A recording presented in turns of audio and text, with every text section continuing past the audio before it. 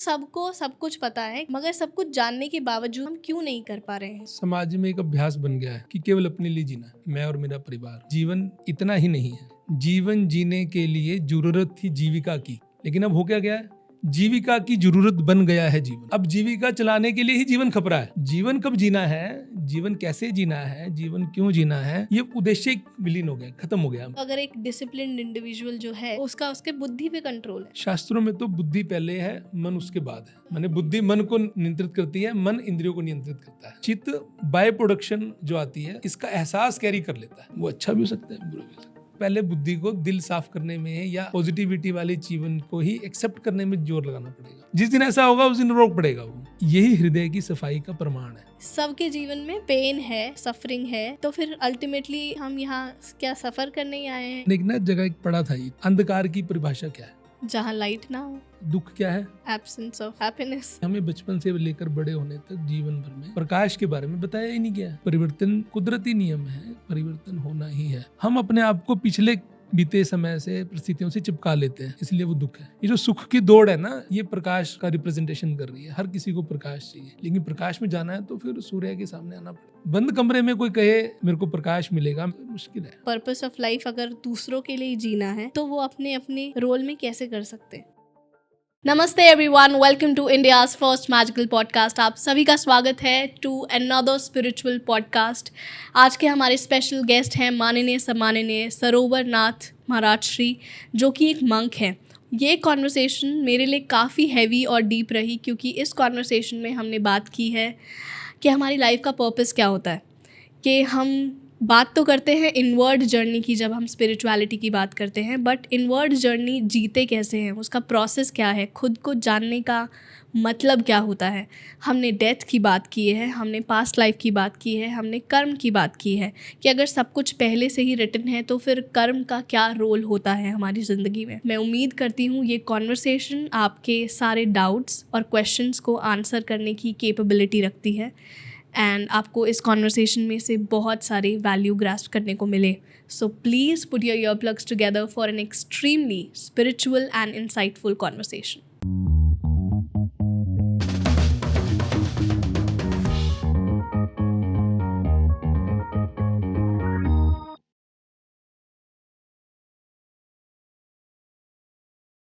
माननीय सम्माननीय आदरणीय सरोवरनाथ महाराज श्री, आपका होकस फोकस वेदांचल में बहुत बहुत स्वागत है। मैं आज बस सीखने के लिए बैठी हूँ। ऑब्वियसली जब सीखने के लिए बैठी हूँ, एक सीकर माइंडसेट से बैठी हूँ, तो कुछ प्रश्न हैं जिनसे मैं शुरुआत करूँगी, मगर मैं चाहती हूँ आज पूरी कॉन्वर्सेशन हम इस इंटेंशन से करें कि हमारी इस वार्तालाप से लोगों को कुछ कुछ आंसर्स मिल जाएं उनके। तो जब हम स्पिरिचुअलिटी की बात करते हैं, अंदरूनी जीवन की बात करते हैं, तो या तो 50-60 की उम्र में जो लोग पहुंच जाते हैं, अपना जीवन जी लेते हैं, तब उनको समझ आती है कि शायद ऐसे नहीं जीना था, शायद और बेहतर तरीके से जी सकते थे, और फिर वो क्वेश्चंस करते हैं खुद से कि इस सब का पर्पस क्या है, मीनिंग क्या है। तो स्वयं को जानने का प्रोसेस क्या है? किसी भी चीज़ को जानने के लिए जो आम मेथड है वो है अनुसंधान, खोज करना। हिंदी में बोलते हैं अन्वेषण करना, उसके बाद अनुसंधान करना। जैसे उदाहरण में हम सब घरों में ना इसबगोल खाते हैं, लेकिन इसबगोल अगर कोई बनता हुआ दिखेगा तो उसको लगेगा कि मैं तो ये खाता ही नहीं हूँ। क्यों? क्योंकि इसबगोल जब छिला जाता है तो वो सबसे पहले अंदर की परत निकलती है और वो प्योर वाइट होती है और वो सबसे महंगी होती है। जो हम इसबगोल खाते हैं बाजार में जो आ रहा है वो मिक्स आ रहा है, बाहर का छिलका भी और अंदर का प्योर वाइट भी। उसकी प्योरिटी बढ़ती जाएगी तो उसका वाइटनेस बढ़ती जाएगी, उतना ही वो कॉस्ट बढ़ती जाएगी। मतलब जब भी आप इनसाइड जाएंगे तो प्योरिटी ही बढ़ेगी, ये पक्का है। अनुसंधान से आपका मतलब है सेल्फ इंट्रोस्पेक्शन? हाँ, या खुद के बारे में जानना, self awareness? Awareness is a method. जागरूकता एक तरीका है, जागरूक रहना एक अवस्था है। उसको पाने के लिए, अनुसंधान करने के लिए सहज होना, सरल होना, सजग होना, ये जरूरी है। क्या प्रोसेस है इसका? वैसे तो ये तलब है एक। हम्म। जैसे हर व्यक्ति को बचपन से लेकर जो माहौल मिला है उसको वैसी तलब लग गई है। किसी को खाने में रस आता है, किसी को गाने सुनने में रस आता है, किसी को डांस में रस आ रहा है, किसी को शॉपिंग में रस आ रहा है। तो ये जो रस आ रहा है ये उसके मौलिक स्वभाव, जो उसको बचपन से एक स्वभाव मिला है ना, उसके कारण से उसका रस डेवलप हो गया, तलब डेवलप हो। क्या इसे ऐसा कहना सही रहेगा कि हमारे संस्कार या संस्कार ही हमें बनाते हैं? संस्कार शब्द ना बहुत भारी है, हम इसको एक एंगल से लेते हैं। संस्कार मतलब माता जी ने कहा है पैर छुओ, तो हम पैर छू रहे हैं, अच्छा संस्कार है। बाबा जी ने तिलक लगाया, आप भी लगाओ, तो ये अच्छा संस्कार है। एक तरीके से संस्कार ये, एक दूसरे एंगल से संस्कार मतलब जो मेरा स्वभाव बन गया है, आदतन जो मैं कर रहा हूँ वो मेरा संस्कार है। गुरुद्वारे में जाना है तो पल्ला लगाना ही है सिर पे, ये संस्कार है। लेकिन मैंने जब भी बाहर किसी बड़े के पैर छूने तब भी पल्ला लगा सकते हैं ना, मेरा स्वभाव क्यों नहीं बनता? वो डिसिप्लिन में जाना है इसलिए वो संस्कार कहलाया जा रहा है, क्योंकि गुरुद्वारे के अंदर जाना है। आम घर में भी रहते हुए अगर पल्ला लगा कर आशीर्वाद लेना है तो अच्छी बात है ना। सिर पे रुमाल रख के, पल्ला रख के खाना बनाना अच्छी बात है।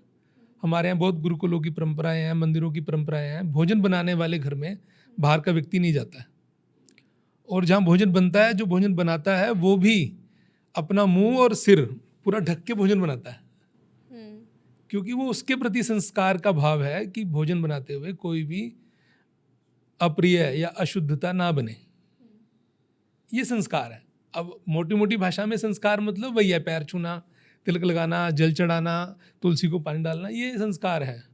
लेकिन संस्कार एक दूसरे परिप्रेक्ष्य में संस्कार है, जो मेरे अंदर का आदतन स्वभाव बन रहा है, वो भी एक संस्कार। जैसे कि आपने बात की अनुसंधान की, सेल्फ इंट्रोस्पेक्शन की, तो सबको सब कुछ पता है, मगर सब कुछ जानने के बावजूद भी हम क्यों नहीं कर पा रहे हैं? जाने अनजाने में ना समाज में एक अभ्यास बन गया है कि केवल अपने लिए जीना है, मैं और मेरा परिवार। तो उस अभ्यास में क्या हो गया कि परिवारों में जैसे बड़े लोग, माता पिता या चाचा, घर में जो भी रहते हैं बड़े बुजुर्ग, जैसा वो जीवन जी रहे हैं, बच्चा उसी को आदर्श मान के उससे और अच्छा करना चाह रहा है। जी। पिताजी नौकरी करते थे तो मैं और अच्छी नौकरी करूँगा या और अच्छा व्यवसाय करूँगा। बड़ा भाई इंजीनियर बन गया तो मैं भी इंजीनियर बनूँ या और अच्छी पढ़ाई करके कुछ बनूँ। ऐसा एक सहज माइंडसेट बन जाता है। इसको कहीं ना कहीं समझने के लिए या उससे पीछे जाने के लिए कि इसके अलावा भी जीवन है, वो चीज़ें हमारे यहाँ परिवार, समाज, मंदिर, संस्थानों से लुप्त हो गई हैं। अब वो बताने वाला नहीं बचा है कि जीवन इतना ही नहीं है। हम बहुत पहले एक बार जम्मू यात्रा में थे, तो संयोग से जिनके यहाँ भी गए सब गृहस्थी थे और सब व्यवसायी थे। तो जिनके यहाँ जा रहे थे वो मिलने के बड़े इच्छुक हैं, लेकिन मिलने जाओ तो आधा एक घंटे बाद उनके पास बहुत काम है। उसी आधे एक घंटे में उन्होंने मिलना भी है, अपना दर्द भी बताना है, अपने समाधान भी लेने हैं, और करना कुछ नहीं है। महाराज जी आए, फूंक मारें, धागा बांधे और हम ठीक हो जाए, ऐसे एक सहज है, क्विक फिक्स। तो हम जब थोड़ा सा फ्री हुए तो हमें एक अंदर से एक सहज भाव में एक पंक्ति आई। उन सबको समझने के बाद, देखने के बाद, वो पंक्ति क्या थी? जीवन जीने के लिए जरूरत थी जीविका की। जीवन जीने के लिए जरूरत थी जीविका की। पैसे कमाने की जरूरत क्या, किस लिए थी? क्योंकि जीवन जीना है, परिवार चलाना है। लेकिन अब हो क्या गया है? जीविका की जरूरत बन गया है जीवन। अब जीविका चलाने के लिए ही जीवन खप रहा है। जीवन कब जीना है, जीवन कैसे जीना है, जीवन क्यों जीना है, ये उद्देश्य विलीन हो गया, खत्म हो गया मन। इसके लिए हम सोच ही नहीं रहे, और जिन्होंने सोचा है वो थोड़ा बहुत प्रयास कर रहे हैं, तो उनको देख के बाकी लोग बड़े खुश होते हैं कि ये पता नहीं क्यों खुश है इतने। अच्छा। तो ये तो जीवन जीने की कल्पना थी, वो हमारे जीवन में जाने अनजाने में या एक बदलते दौर के कारण वही मिस हो गई है कि जीवन जीना मतलब क्या? केवल चीज़ें इकट्ठी करना है, पैसा कमाना है, एक मुकाम हासिल कर लेना है, अच्छी पढ़ाई, अच्छी नौकरी, अच्छा बंगला, उसके बाद क्या? एग्जैक्टली मेरा यही सवाल था नेक्स्ट आपसे, कि दो भागों में इस क्वेश्चन को मैं डिवाइड करती हूँ। पहला भाग यही कि क्या मोह माया या फिर मटीरियलिस्टिक चीज़ें के लिए काम करना गलत है, और दूसरा ये, या फिर हम किसी एक ऐसे इंसान को देखते हैं जिन्होंने ज़िंदगी में वो सब चीज़ें अचीव कर ली हैं जो हम अचीव करना चाहते हैं, जिनको हमको लगता है कि प्राप्त करने पे हमें खुशी होगी या फिर हमारा पर्पस ऑफ लाइफ पूरा हो जाएगा, और उन्होंने वो अचीव कर ली हैं और उन्हें समझ आया कि नहीं, ये तो नहीं था, इसमें तो मज़ा नहीं आया। और स्पेशली वो लोग जिन्होंने कर ली है, और मैं सिर्फ मनी की बात नहीं कर रही। अगर जैसे आपने बताया कि सिर्फ यही जीवन नहीं है, तो क्या है? अगर मुझे इस पॉइंट ऑफ टाइम पे पता लग जाए और मैं करेक्टली जीना शुरू कर दूँ तो। हमारे यहाँ ना बचपन में कहानी सुनते थे, सुनते क्या थे, सब लोग करते भी थे, सबके जीवन में होता होगा, हुआ ही होगा।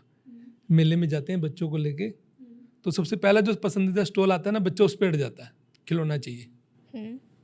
थोड़ी देर आगे जाता है, खिलौना नहीं मिलता उसको, थोड़ा मन परेशान, लेकिन अगले गुब्बारा मिल जाता है तो गुब्बारा चाहिए। थोड़ी देर बाद क्या लिखता है, गुब्बारा नहीं मिला, आइसक्रीम मिल गई, चलो आइसक्रीम। उसको जो नया दिखता है वो चाहिए। दूसरे एंगल से सोचे, एक अच्छा लड़का है, नौजवान लड़का है, कुछ खेलना कूदने वाला है, कहीं क्रिकेट चल रहा है तो क्रिकेट खेलना है, वहाँ बारी नहीं आई, किसी ने नहीं दिया मौका, उसका मन किया नहीं चलो गिल्ली डंडा खेल लेते हैं, तो उसमें भी शौक आ गया, इसमें कुछ अच्छा करना है। कबड्डी की देखी, कबड्डी में कुछ अच्छा करना है। वास्तविकता में ये सब चीज़ें किसके अंदर दौड़ रही हैं, ये स्विच कैसे कर रहा है, कौन कर रहा है स्विच? मन। अगर हम ये चीज़ समझ लें कि जो मोह माया, ये जो चेज करना है, किसी के पीछे दौड़ना है, ये कौन दौड़ रहा है? मन दौड़ रहा है। अगर ये मन दौड़ रहा है तो हमने मन की करनी है क्या सब बातें? नहीं, क्योंकि मन दौड़ रहा है और मन का स्वभाव है चंचल होना।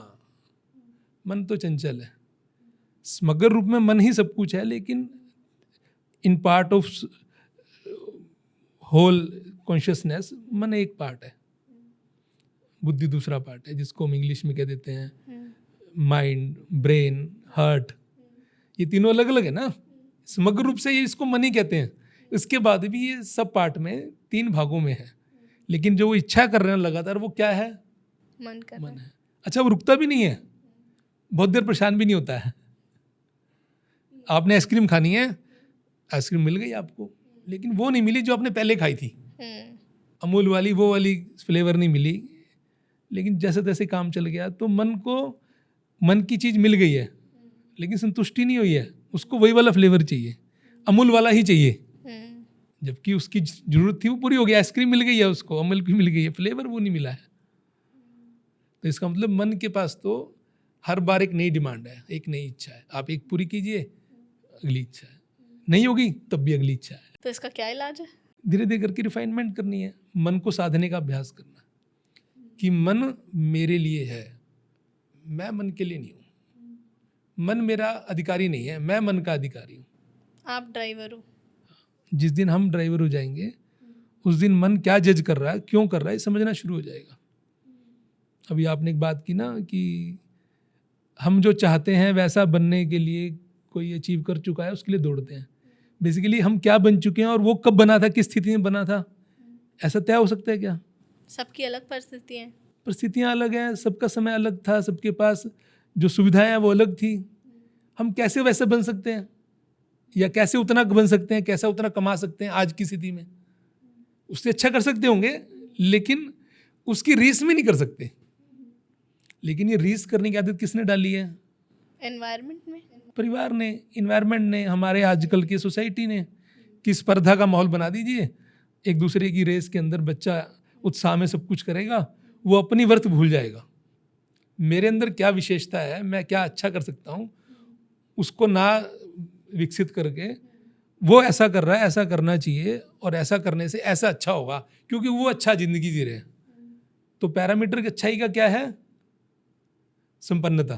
बट मुझे ऐसा लगता है कि अब थोड़ी थोड़ी बदलाव आ रहा है अपब्रिंगिंग में। जैसे पहले आपने बात की कंपटीशन की, कि वो जीत रहा है, या रीस है, या कंपैरिजन है, मगर अब जिस माहौल में अब मैं हूँ, मैंने ये बदलाव देखा है कि अब कोलैबोरेशन वाला आ रहा है, कि मैं भी जो काम कर रहा हूँ उसमें सामने वाले का भी कैसे फ़ायदा हो सकता है। नहीं, पिछले 10-15 सालों में ये स्वभाव बदला है, और अच्छे से बदला है। अब भावनात्मक समाज का एक दोबारा से बीजारोपण जाग रहा है, ऐसा मानना चाहिए। कहते हैं ना, स्पिरिचुअलिटी जग रही है, चैतन्यता बढ़ रही है, कॉन्शियसनेस बढ़ रही है, मतलब हर जीव में, हर बीज में उसका संस्कार पोषित हो रहा है। मैं उस चीज़ पे वापस आती हूँ। आपने बोला मन, बुद्धि और 4 चीज़ें, चित्त और अहंकार, उनके बारे में आप चित्त में ही अहंकार का वास है। अगर आप मुझे ये 4 चीज़ें एकदम लेमैन्स टर्म में एकदम बेसिक पे आकर समझाओ कि इन चारों में क्या डिफरेंस होता है तो। हम सबके जीवन में ना हमेशा, मैंने सबके जीवन में हर बार इन तीनों का अलग अलग रोल दिख जाता है अगर हम थोड़ा सा पॉज लेकर देखें। दिखाओ। मेरी इच्छा हुई कि फिल्म देखनी है, किसकी इच्छा हुई है? मन की इच्छा हुई है। हमने कहा कोई साथ होना चाहिए, तो एक दोस्त को फ़ोन किया, चलो फिल्म देखने मल्टीप्लेक्स में। हाँ हाँ चलते हैं। वहाँ जाके लगा, उसने कहा नहीं यार ये नहीं देखेंगे फिल्म, बड़ा भीड़ है, कोई और देख लेते हैं। तो हमारे मन में तो दूसरी फिल्म देखने की इच्छा थी। फिर भी बुद्धि ने क्या कहा, कोई बात नहीं, इसको साथ लिया, इसकी भी जो विश है वो, तो ये किसने तय किया? यहाँ कहाँ था मन? मन तो मेरा उस फिल्म को देखने का था, जिसको मैं सोच के प्लान करके आई थी और अपनी किसी सहेली को, किसी दोस्त को जोड़ा था। अब मन ने वो तुरंत हटा दिया क्योंकि आप मन के मालिक हो गए। अब मन नहीं आपके ऊपर प्रेशर बना रहा। ठीक है, थोड़ी देर तक एक माहौल था कि वो फिल्म देखनी है, एक्साइटमेंट थी, लेकिन दोस्त का कारण भी ठीक था और वहाँ स्थितियाँ भी बड़ी अजीब थी, टिकट नहीं मिल रही थी या भीड़ ज़्यादा थी। तो आपने क्या किया, आपकी बुद्धि ने डिसाइड किया तुरंत कि ठीक है ये साथ आया तो इसकी बात रख लेनी चाहिए, इसके साथ चलना चाहिए। उसके इच्छा के हिसाब से आपने अपने मन को मना लिया। किसने? बुद्धि ने मना लिया। चले गए फिल्म देखने, मज़ा नहीं आया। अब क्या हट हुआ है? बुद्धि हट हुई है? नहीं, मन नहीं, अब हृदय हट हो गया। दिल को मज़ा नहीं आया, दिल को इतना बड़ा बोकस सा लगा। वहीं अटका हुआ है। दिल क्या कह रहा था, अच्छा नहीं देखते अच्छा था। तो मन, बुद्धि और चित्त मतलब दिल, हृदय। हमारे यहाँ कभी भी बुद्धि हट नहीं होती है, ईगो हट होती है। ईगो कहाँ है? हृदय में। दिल टूट गया, कोई कहता है मेरा मन टूट गया, कोई नहीं कहता। बुद्धि टूट गई, क्या टूट गया? मेरा दिल तोड़ दिया इसने। मतलब हमें हर्ट भी दिल पे हो रहा है और गौरव भी दिल में होता है, खुशी भी दिल में होती है। इसका मतलब बहुत सिंपल है कि मन बहुत इजी चंचल रहता है, अपनी इच्छाएं करता है, नहीं पूरी हुई तो ठीक है, नहीं अगली इच्छा है, मान जाएगा तो भी आप मना लेंगे उसको। बुद्धि डिसाइड करती है, इवेल्युएट करती है, मौके पर क्या ठीक था वो कर लेना चाहिए। कुछ नहीं है तो ये ठीक है। ये कौन डिसाइड कर रहा है? बुद्धि। लेकिन उसका परिणाम क्या आया है, वो आपके हृदय को कितना भाया है या नहीं भाया, ये बुद्धि स्टोर कर रही है। इंजॉय तो दिल कर रहा है। अगली बार जब आप जाओगे किसी के साथ तो पहले बुद्धि कह गई कि पिछली बार ऐसा हुआ था, बच के रहना इस बार।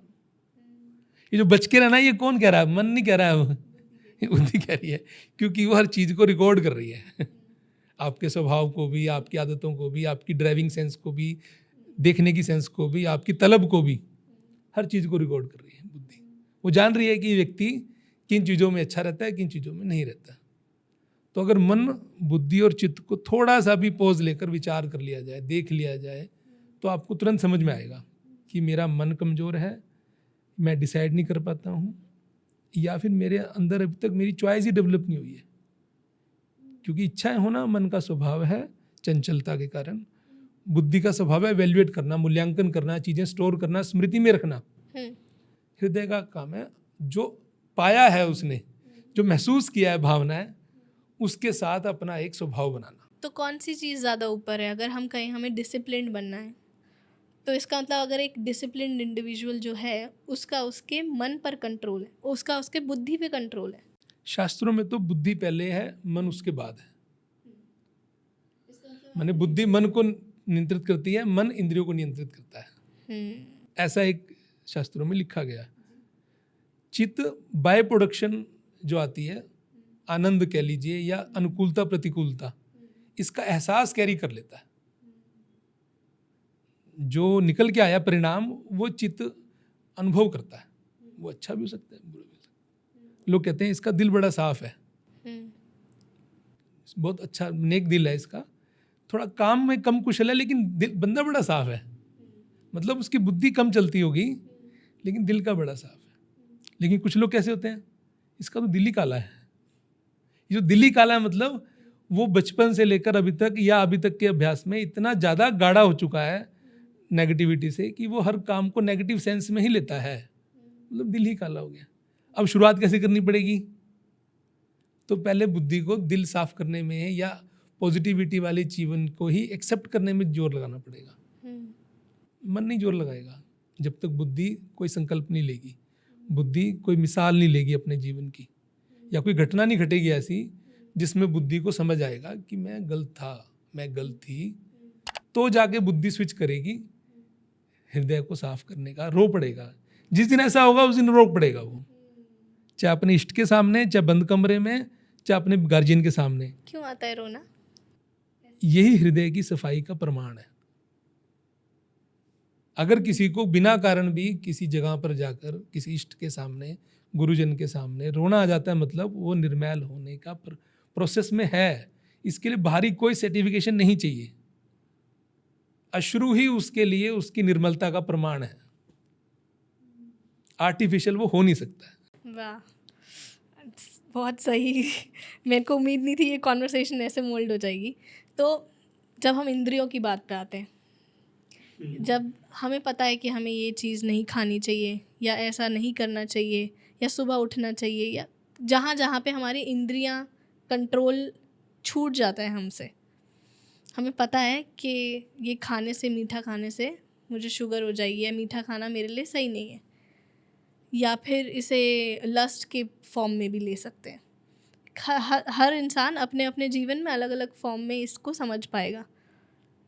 तो इंद्रियों पे कंट्रोल लाने का मतलब आपके दिमाग पे कंट्रोल लाना है, आपके बुद्धि पे कंट्रोल लाना है, और वो होगा कैसे? How is the question. वैसे कंट्रोल शब्द ना, नियंत्रण शब्द बड़ा अजीब है।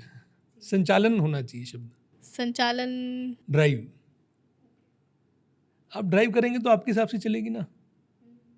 कंट्रोल मतलब है थोड़ा सा नेगेटिव कॉनोटेशन। हाँ, प्रेशराइज हो रहा है ये, हम अपने आप को प्रेशराइज कर सकते हैं, ऐसा हम कह रहे हैं, लेकिन वो होता नहीं है। कारण हमारे शरीर, हमारा मन, हमारा बुद्धि इंस्टेंट डेवलप नहीं हुआ है, जन्म से ही हुआ है, या जन्म से भी पहले से हुआ है, गर्भ से ही हुआ है, या गर्भ से भी पहले से हुआ है, प्रारब्ध से हुआ है। तो प्रारब्ध एक बिंदु हुआ, एक पड़ाव है हमारे स्वभाव का। दूसरा पड़ाव क्या है? माता पिता का स्वभाव, जिसके द्वारा से गर्भ आना है, उनके स्वभाव भी तो मेरे जीवन में आएंगे ना। तीसरा स्वभाव क्या है? माता का गर्भ अवस्था चरण, जिसका प्रभाव मेरे ऊपर पड़ना ही पड़ना है। गर्भ अवस्था के 9 महीने में माता को कैसा जीवन जीना पड़ा, कैसा मूड रहा उसका, कैसा उसने जीवन का भोग किया है, भक्ति में किया है या भोग में किया है, वो प्रभाव बच्चे पे आएगा ही। चौथा हो गया उसका पारिवारिक परिवेश, जो उसके परिवार में जैसे रिचुअल्स होती हैं। आपने कहा ना शुरू में कि हमारे घर में तो शुरू से ही तुलसी को पानी देना, ये सब चलता रहता है। तो आपके दिमाग में वो चीज़ें बचपन से आ गई हैं, सिखानी नहीं पड़ी हैं।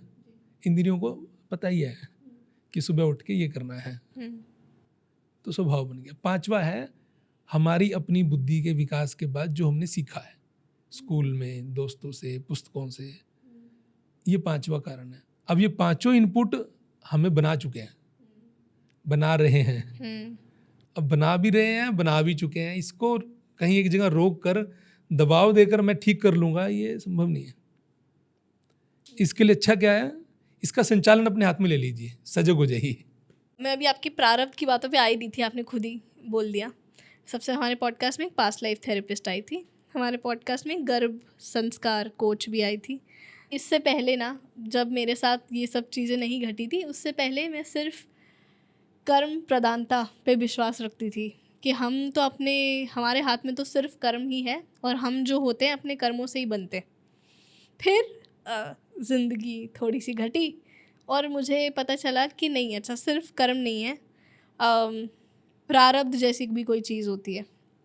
पापा हमेशा ऐसा कहते हैं कि आपका जीवन 25% आपके कर्म, 25% आपके प्रारब्ध, 25% एस्ट्रोलॉजी, वास्तु, ये सब ग्रह आपको डेफिनेटली अफेक्ट करते होंगे, आप मानो ना मानो, और फिर 25% आपका बड़ों का आशीर्वाद, और वो जो आपने इकट्ठा किया है, जो आपकी असली धरोहर है, ये सब मिलाकर आपके जीवन चलाते हैं। जब हम प्रारब्ध की बात करते हैं, आपने अभी प्रारब्ध की बात की, कि सबसे पहले वहाँ से चीज़ें होती हुई आ रही हैं जो हमें अफेक्ट कर रही है हमारी पास्ट लाइफ में, जो हमें पता नहीं है। फिर हमारी गर्भ संस्कार में जो माँ जिस एनवायरनमेंट ने हमको सींचा है, और फिर हम किस परिवार में पैदा हुए हैं। अब ये तीनों चीज़ें हमारे कंट्रोल में नहीं है, और फिर भी मुझे लगता रहा कि जीवन मेरे कंट्रोल में है। आपको समझ में बात आया ना, कंट्रोल में तो तब भी नहीं था और अब भी नहीं है। आपको उस घटना ने समझा दिया होगा, इतना ही है। किसी को शुद्ध ठोकर लगने से आती है, किसी को देख के आ जाती है।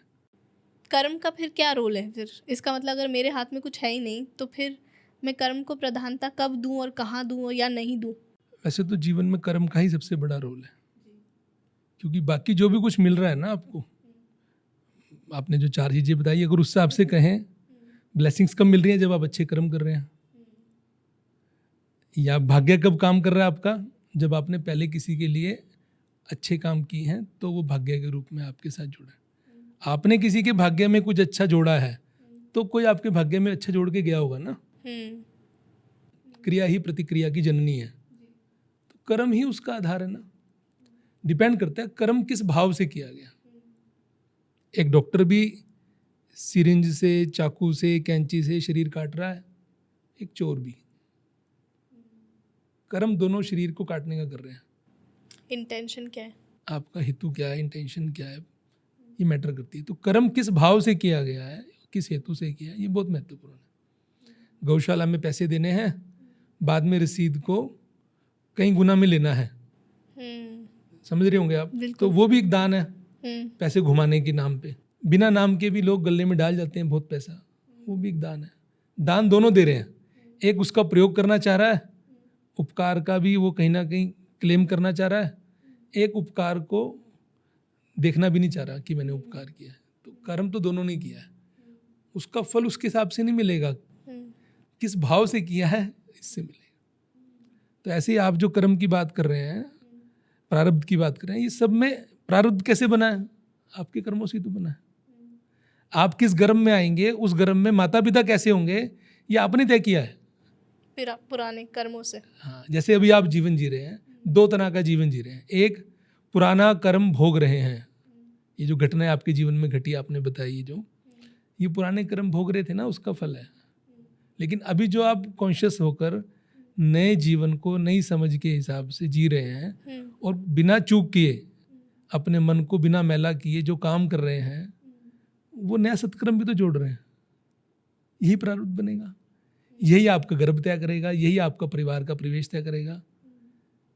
ऐसा भगवत गीता में एक जगह आता है, अर्जुन पूछ लेता है एक प्रश्न भगवान कृष्ण से जी, कि हे भगवान, जो व्यक्ति आपकी लगातार श्रद्धा पूर्वक उपासना कर रहा है, पूजा कर रहा है, किसी कारण से उसका शरीर छूट जाता है, तो उसकी वो सारी जो प्रार्थना है, उपासना, ये फेल हो गई, छूट गई। अब तो पूरा पहुँच ही नहीं पाया, आपको दर्शन ही नहीं कर पाया आप, तो क्या होगा?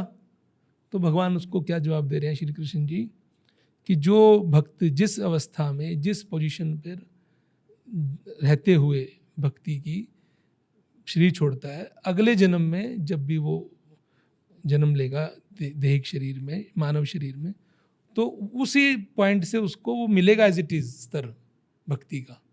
लेकिन उसके पहले के जीवन, जब तक वो स्विच करेगा भक्ति के वाले उस एफडी को अपनी, उससे पहले उसको वो कर्म भोग तो काटने ही पड़ेंगे। मान लीजिए किसी को 20 साल में बोध होना शुरू हो गया कि ये ठीक है, ये ठीक नहीं है, मेरे को जीवन बदलना चाहिए, तो वो बदल रहा है, ऐसा नहीं है। उसकी पुरानी एफडी के लेवल पे वो आ गया आज। उसके आज के 20 साल के कर्म संस्कार इतने खराब नहीं थे, इतने गाढ़े नहीं थे कि उसने पुराने संस्कारों को दबाए रखा। वो हल्के थे, इसीलिए वो नीचे से उसको बीज को पोषण मिल गया और बीज फूट गया। ये जो बीज का फूटना है ना, यही आपके प्रारब्ध का इस यात्रा में जुड़ना है। और वो किसी भी अवस्था में हो सकता है, माने उम्र की अवस्था 5-6 साल में भी हो सकता है, और 70 साल में डेथ बेड पे भी बीज फूट सकता है। लेकिन धोखा ये हो जाता है कि अब समय नहीं है, क्या अफसोस रह जाता है कि मैंने 70 साल किया क्या है, जो भी कमाया है वो सब मटेरियल है। भक्ति भी की है तो केवल शो ऑफ के लिए की है, दिखाने के लिए की है। वो कब एहसास होता है? जब रियलाइज होता है कि अब बचा नहीं। तो ये अवस्था है कि हमने कितना मैला कर्म अपना गाढ़ा किया कि उस बीज को या उस आत्मा को, उस आत्म तत्व को पोषण ही नहीं मिला।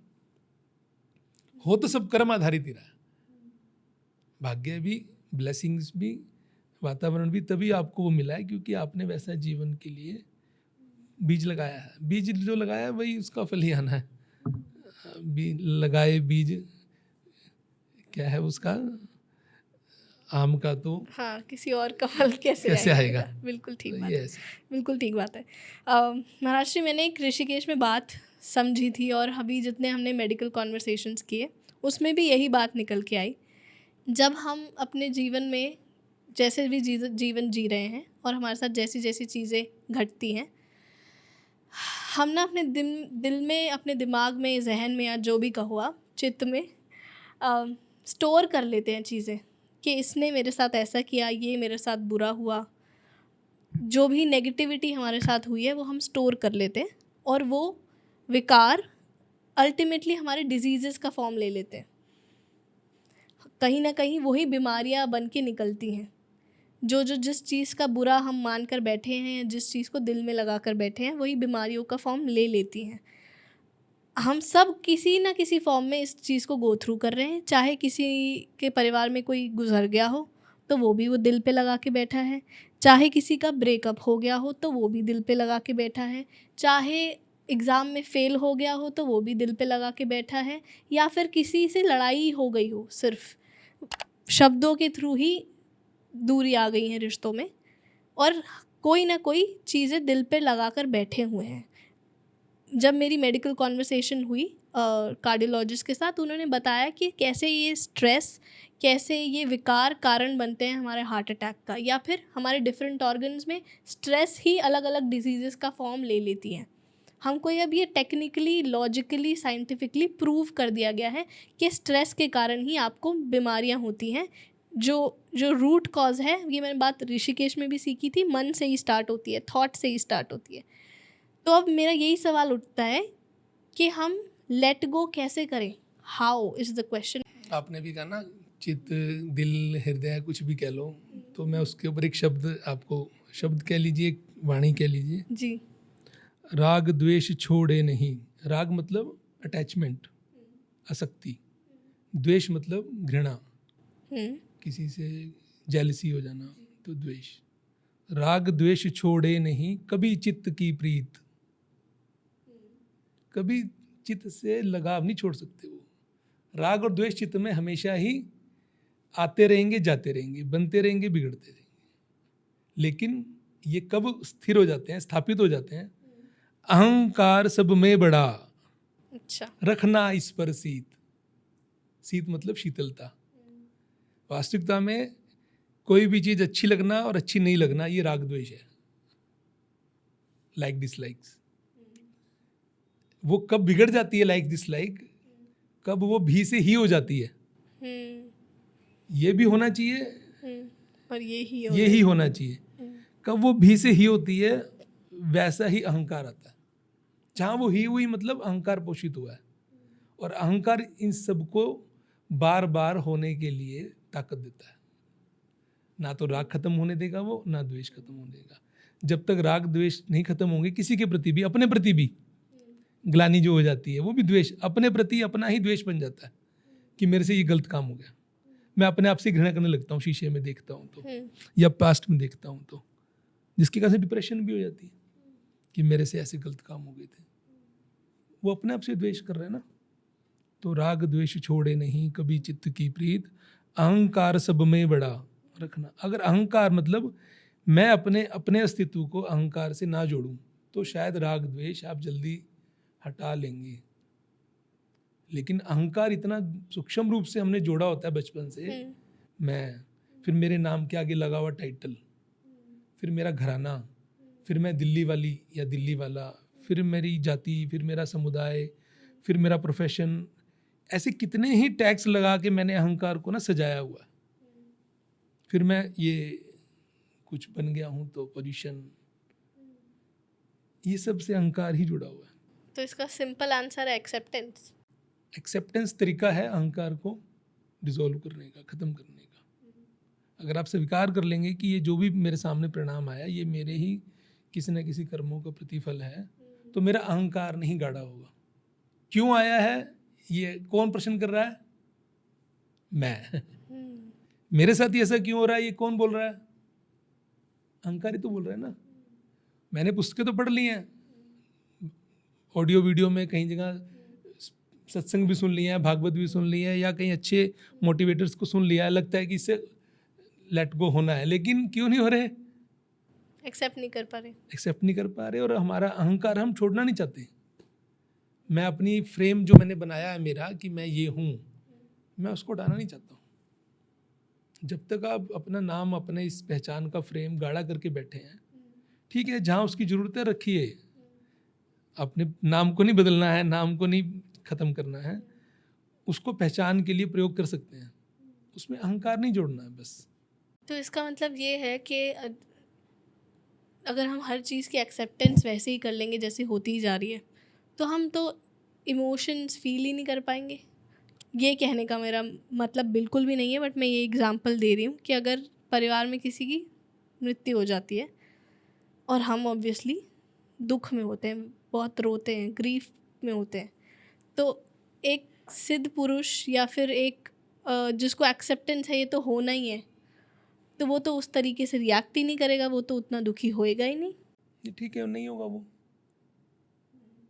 लेकिन आम आदमी भी नहीं होता है ना, कितने दिन होता है वो? जब तक उसका लगाव उसके वस्तु स्थिति को पहचान नहीं कराने देता। लगाव मतलब जब तक उसका अटैचमेंट है भारी है, तब तक वो परेशान हो रहा है, क्योंकि कोई चीज़ चली गई है तो अभाव तो होगा ही होगा, उसका दुख भी होगा। लेकिन जैसे उसको ध्यान आता है परिस्थिति के हिसाब से कि ये तो होना ही है। गौतम बुद्ध के बारे में एक प्रसंग आता है, एक बुढ़िया माँ अपने बच्चे को लेके आई कि तू बहुत बड़ा महात्मा है, बहुत सिद्ध है, मैंने सुना है, तेरी चर्चा है, मेरे बच्चे को जिंदा कर दे। अब वो सिद्धि मतलब क्या मानता है समाज? कि कुछ मिरेकल होगा, कुछ कि मेरा बच्चा जिंदा हो जाएगा। तो गौतम बुद्ध कहते हैं कि ये बड़ी भावुक है माँ, बुढ़िया, इसको मना भी नहीं कर सकते एकदम। तो क्या कहते हैं? बोले मैं इसको ठीक कर दूंगा, छोटा सा अनुष्ठान है, उसके लिए कुछ सामान लेके आना है। बोले क्या लेके आना है? एक कटोरी में सरसों के दाने ले आ, कहीं से भी मांग के। बोले तो आसान है, अभी ले आती हूँ, अगर उस सरसों के दाने से मेरा बच्चा जिंदा हो रहा तो ले आती हूँ।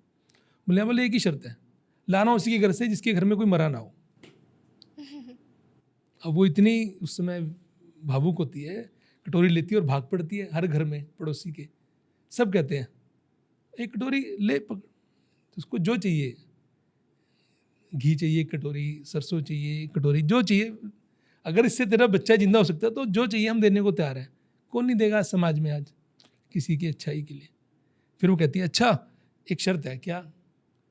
आप तभी तो आपके घर से लूँगी जब आपके घर में कोई मरा ना हो। तो वो कहते हैं माफ़ कर मैया, हमारे पीछे ससुर जी मरे हैं, पिताजी मरे हैं, माँ मरी है, भाई मरा है, भाभी मरी है, ऐसा कौन सा घर है इसके घर में कोई मरा नहीं है? तो वो जब शाम तक हो जाती है, घूमते घूमते थक जाती है, वापस आती है, तो कहता है गौतम क्या हुआ? तो वो कहती है सामान ही नहीं मिला। बोले क्यों नहीं मिला? बोले मैं समझ गई कि मैं जिसके लिए रो रही हूँ सब रोए हैं, ऐसा कोई नहीं है जिसके घर में कोई गया नहीं है। तो इसलिए जो ये सामान्य रूप में जुड़ाव है, परिवार का हिस्सा है, वस्तु है, मूंगफली का दाना भी गिर जाए तो लोग उठा के खा लेते हैं, जिसकी कोई वैल्यू नहीं है, वहाँ भी एक जुड़ाव हो जाता है थोड़ी देर के लिए। तो वो जो जुड़ाव की लेवल है ना, वो अभावग्रस्तता के कारण परेशान करता है, ये स्वाभाविक है। उस परेशानी को सत्य मान लेना ये स्वभाव नहीं है, क्योंकि ये नित्य सत्य है, ये होना ही है।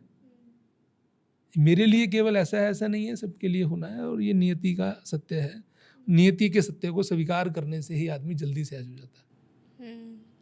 उसके लिए उसका परिवेश, उसके साथ के लोग कितना उसको सही तरीके से दिशा देते हैं, ये बहुत महत्वपूर्ण है। वातावरण में अगर सब लोग आके नेगेटिव या रोना पीटने वाला या उदासी वाला माहौल मिलाएंगे तो फिर वही होगा, फिर दोबारा वो भावना आएगी, कोई वही उसको प्रेरणा दे देगा। जैसे उदाहरण के लिए श्री रामचंद्र जी के जीवन का प्रसंग है। अयोध्या में एक रात पहले उनको राज्याभिषेक होना है, तैयारी हो रही है, कल सुबह राज्याभिषेक होना है। अगले दिन वो अपने ही पारिवारिक अंदर की कलह में वो अगले दिन सुबह सुबह वो वनवास के लिए निकल गया। एक बड़ा प्रसंग जो जीवन में अब किसी के साथ घटेगा तो बड़ा अस्त व्यस्त हो जाएगा, और वहाँ कुछ नहीं हुआ, सम, जैसी खुशी वहाँ थी वैसी ही खुशी है, सम भाव में वो अयोध्या चले जाते। उससे बड़ा विकट संकट क्या आता है, पिताजी की डेथ हो जाती है, वापिस नहीं आते हैं वो। उससे बड़ा संकट क्या आता है, भाई लेने आता है भरत, ससम्मान सब गुरुजनों के साथ, माताओं के साथ स्नान करने का, राज्याभिषेक करने का सामान साथ लेके आता है, वापिस नहीं जाते हैं, क्योंकि वो एक संकल्प है, एक मर्यादा है, एक हेतु है जीवन का जो उनको प्रेरणा दे रहा है कि मैंने एक दिशा में जाना है तो मैंने इसी दिशा में जाना है। ये सब जो घटा है ना, ये मेरे प्रारब्ध को पूरा करने के लिए ही घटा है, मैंने एक्सेप्ट किया है, इसलिए मैंने इसको पूरा करके वापस आना। खूब सुंदर। इसलिए इन चीज़ों में थोड़ा सा समझने की और थोड़ा सा एक स्टेप ऊपर किसी के पास संवाद करने जाने की ज़रूरत लगनी चाहिए। वो मिल जाएगा तो शायद ये भावग्रस्तता जल्दी ख़त्म हो जाएगी। आपने शुरू में इंट्रोडक्शन करवाया था कि ये इंडियाज़ फर्स्ट मैजिकल पॉडकास्ट है, तो कुछ मैजिक भी दिखाओ आप। जनरली मैं अपने सारे गेस्ट के साथ अपने मैजिक वाले सेटअप पे परफॉर्म करती हूँ, बट आज हम यहीं बैठे हैं तो आपके साथ यहीं कुछ बैठे बैठे कोशिश करते हैं। महाराष्ट्री, मेरे हाथ में ये डेक ऑफ कार्ड्स है, मैं चाहती हूँ आप ये डेक ऑफ कार्ड्स अपने हाथ में पकड़ लो, ठीक है, ऐसे करके ये फ्रेम में रहेगा यहाँ पे। बिल्कुल, आपके आने से भी पहले ना मैंने कुछ प्रेडिक्शन की है और वो प्रेडिक्शन इस डेक ऑफ कार्ड्स के अंदर है। अगर आप अवेयर नहीं हो तो एक ताश की गड्डी में 52 पत्ते होते हैं, 52 कार्ड्स, अलग अलग सारे कार्ड्स होते हैं, 2 रंग के होते हैं, काले और लाल। कालों में आता है स्पेड्स एंड क्लब्स एंड लाल में आता है हार्ट्स एंड डायमंड्स। और हर एक सूट में 13 पत्ते होते हैं, 1 2 3 4 5 6 7 8 9 10, और जैक, क्वीन और किंग, और 13 × 4 52, तो ऐसे 52 अलग कार्ड्स होते हैं। अब मैं चाहती हूँ आप अपने दिमाग में इमेजिन करो कि आपके पास 52 ताश की जो पत्ते हैं वो खुले हुए हैं, आप सारे पत्तों को देख पा रहे हो। आप इमेजिन करो अपने दिमाग में, ऐसा आप कर रहे हैं।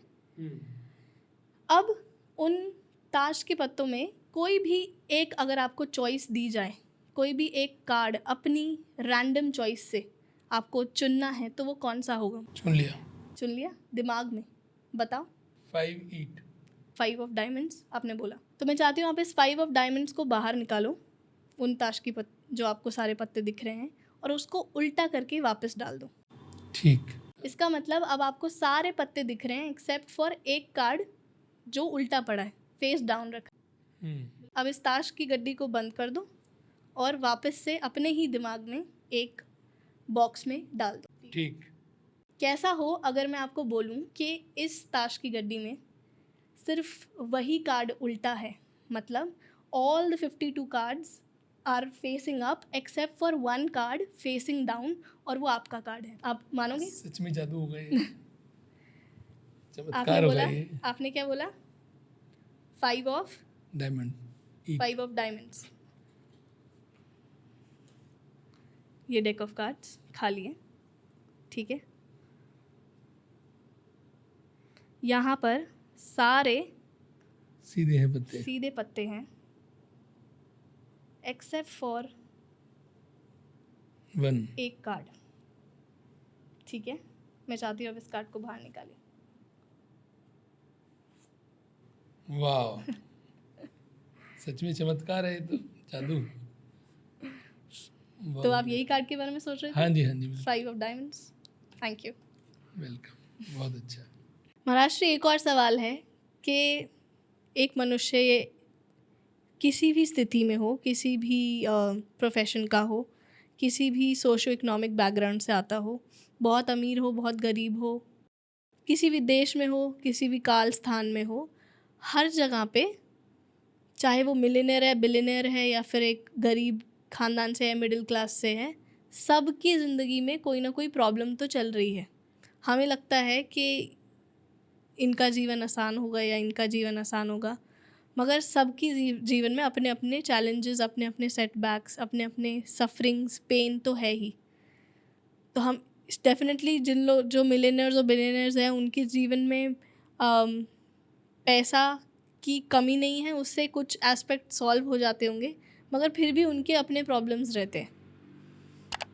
तो ऐसा क्यों है कि सबके जीवन में पेन है या सफरिंग है, या सब अपने जीवन से खुश नहीं हैं? तो फिर अल्टीमेटली सवाल ये उठता है कि हम यहाँ क्या सफ़र करने ही आए हैं? ऐसे तो सबसे सामान्य प्रश्न है और ये सबसे सबका प्रश्न है, ये ऐसा मानना चाहिए। आज से हजारों साल पहले भी इसकी चर्चा गौतम बुद्ध ने की है। कुछ साल पहले गुरु नानक देव जी ने भी लिखा है, नानक दुखिया सब संसार। और आज आप 2024 में भी यही बात कर रहे हैं अलग अलग प्रकार से।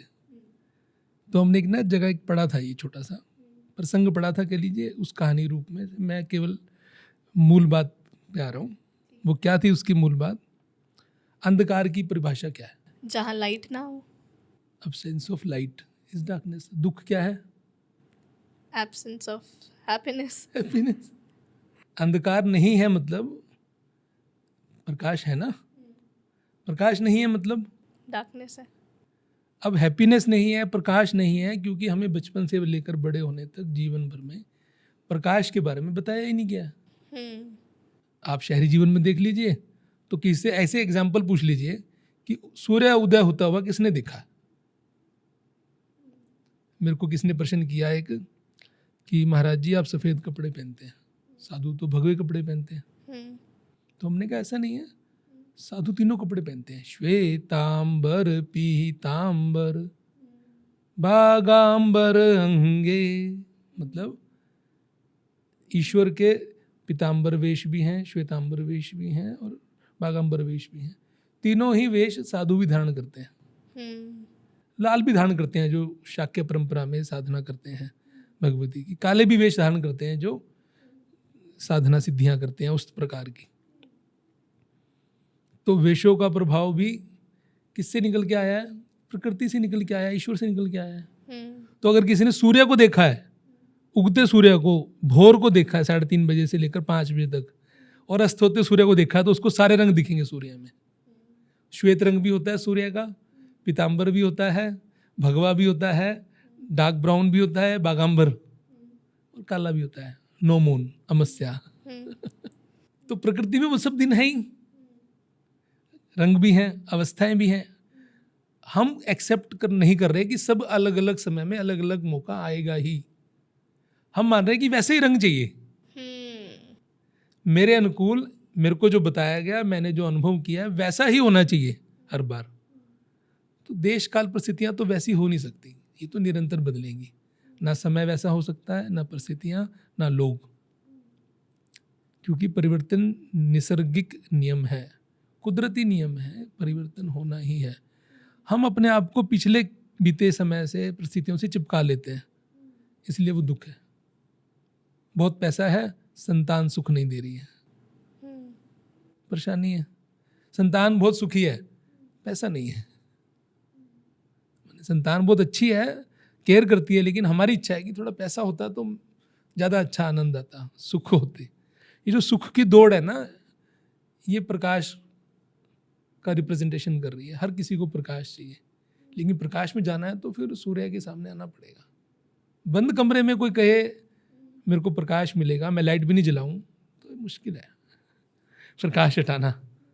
लेकिन हमारे यहाँ जितने भी संत हुए हैं, जितने भी पुराने शास्त्रों में लिखा गया है, सबसे पुराना वेदों में लिखा गया, अस्तो माँ सदगमया, असत्य से सत्य की ओर जाना।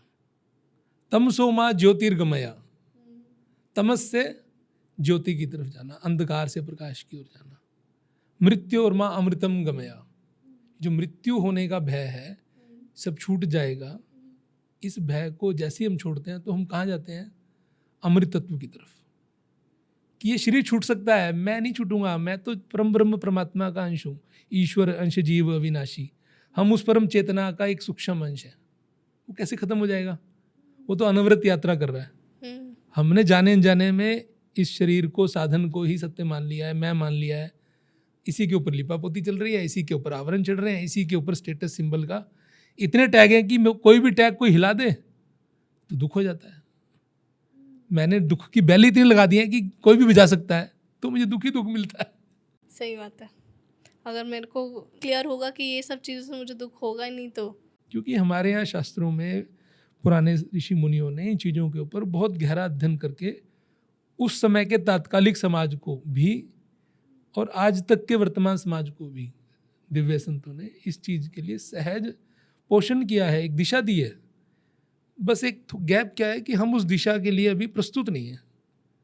हमें जो बचपन से घर में मिल रहा है ना, वो एक ही दिशा का ज्ञान बोध हो रहा है, क्या कमाना है, अच्छी ज़िंदगी जीनी है।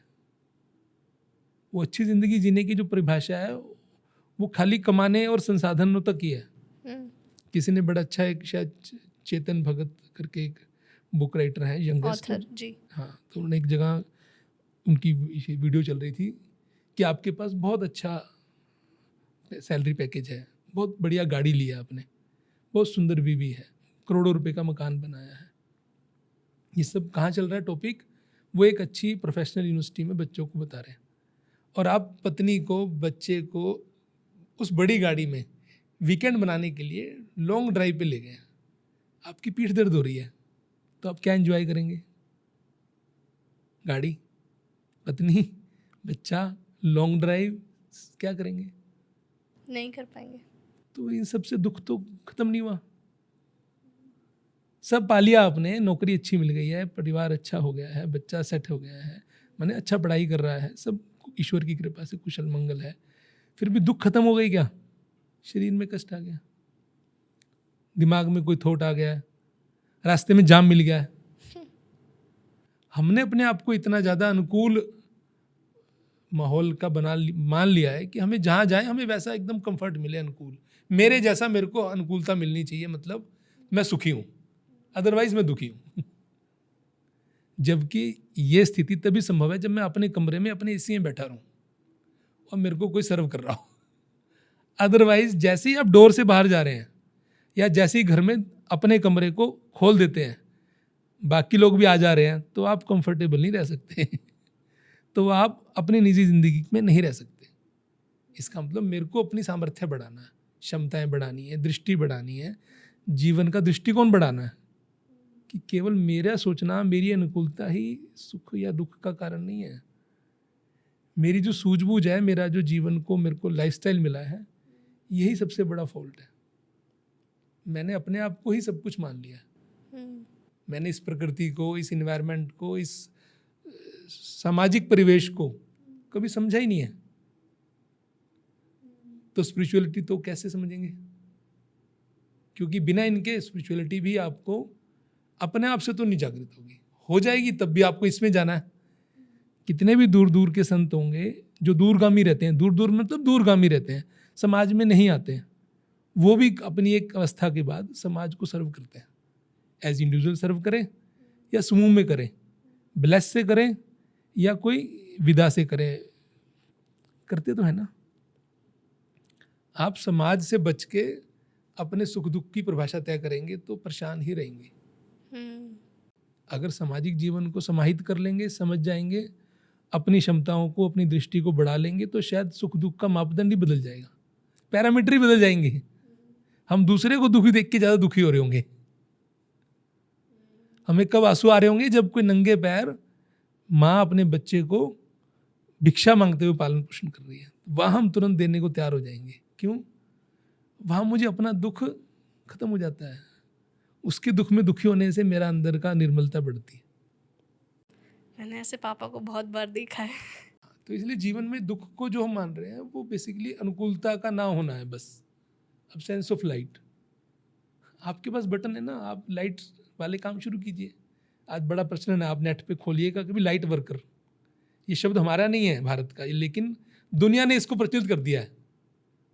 ऐसे लोग जो दुनिया में दूसरों को खुशी देने के लिए जीवन जी रहे हैं, दैट्स उनको बोला जाता है लाइट वर्कर्स। तो आप ये कहना चाह रहे हो कि यही पर्पस ऑफ लाइफ है? जीवन का उद्देश्य भी यही है वैसे, कि अपने मानवीय जीवन को हम मूल, जिसको कहते हैं ना एनलाइटमेंट, चैतन्यता, उस चेतन ब्रह्म के साथ जोड़ लें।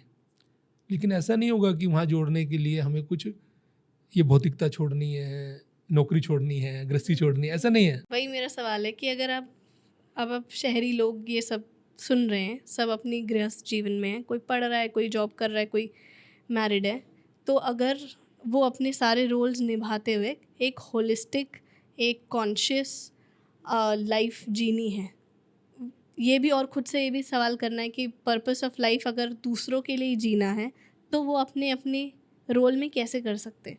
वैसे तो सब छोड़ के भक्ति करना है ऐसा कहीं नहीं लिखा है, ना कोई पुराने ग्रंथों में, ना कोई वर्तमान में संत ऐसा कहते हैं कि गृहस्थी मैंने भक्ति करनी है तो गृहस्थी छोड़ दो या व्यवसाय छोड़ दो, ऐसा नहीं है। उसके प्रति लगाव छोड़ दीजिए, उसके प्रति अहंकार छोड़ दीजिए, उसके प्रति अपने जो किसको बोलते हैं ना दिखावा, मैं कर रहा हूँ, ये छोड़ दीजिए। लालच की मैंने किया है बताना, करिए बस। जब आप सहज भाव से दूसरे के लिए कुछ कर रहे होंगे तो आप जो अपना जीवन जी रहे हैं उसके प्रति भी निर्मलता आ जाएगी। मैं एक छोटा सा कहानी या प्रसंग आपको सुनाता हूँ। मैं एक मध्यम वर्गीय लड़की की नौकरी लगी। वो नौकरी लगी तो बड़ा खुश था। घर जाके बोलता है, माँ मेरी नौकरी लगी है। माँ बड़ी खुश। मध्यम वर्गीय परिवार में किसी को नौकरी मिल जाए तो बुजुर्गों का और पत्नी का आसरा यही है कि कुछ दो पैसे कमा के ला रहा है। नौकरी लग गई है, वो रोज ड्यूटी पे जाता है, घर आता है, टिफिन लेके जाता है, घर का खाना खाता है। साल 2 साल बीते, उसकी इंक्रीमेंट हो गई। तो पहले सैलरी थी उसकी 10,000 रुपये, अब उसको मिलने लगे 12,000 रुपये। तो उसने कहा माँ को आके, माँ 2 साल हो गए मेरी इंक्रीमेंट हो गई है। बड़ी खुश हुई माँ। तो पत्नी भी खुश हुई, बच्चे भी खुश हुए, वो गिफ्ट भी लेके गया सबके लिए। ऐसा जीवन चलते चलते चलते लड़का मैच्योर होने लग गया। परिवार को भी लगा कि अब ठीक है, एक टिकाऊ नौकरी मिल गई है, कुछ पैसे मिल रहे हैं, पैसे बढ़ भी रहे हैं हर साल। इसी प्रक्रिया में लड़के का मन भी मैच्योरिटी के कारण थोड़ा आर्थिक पक्ष ठीक हो गया, तो मूल भाव में जीने लग गया, दूसरों के लिए भी हेल्प करने लग गया। एक बार ऐसे ही दिन आया जब वो घर जा रहा था, उसकी सैलरी बढ़ी थी, इंक्रीमेंट हुआ था। वो घर गया, जाने से पहले रास्ते में उसको एक जरूरतमंद बुजुर्ग महिला रास्ता पार करते हुए दिखाई दी, जो पार नहीं कर पा रही थी। उसने उसको पार कराने के लिए 2 मिनट रुक के पार कराया। फिर पूछा उससे, कहाँ जाना है बुढ़िया? उसने कहा, मैंने कहाँ जाना है, मैं तो झोपड़ी में रहती हूँ, यहाँ मांगने आई थी, इस तरफ सड़क के मांगने आई थी फुटपाथ पे, कुछ मिला नहीं आज। तो हताश मन से मेरे से सड़क ही पार नहीं हो रही थी, मैं क्या करूँगी जाके झोपड़ी में, किसको खिलाना है, क्या खिलाना है, कुछ है ही नहीं।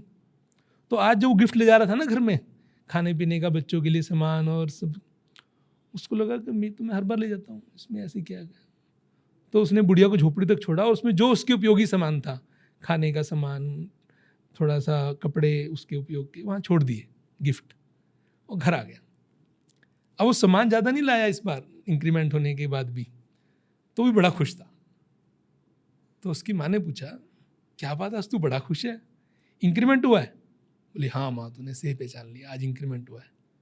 लेकिन इंक्रीमेंट तो हर साल होता है तेरा, आज की खुशी तेरी कुछ खास है।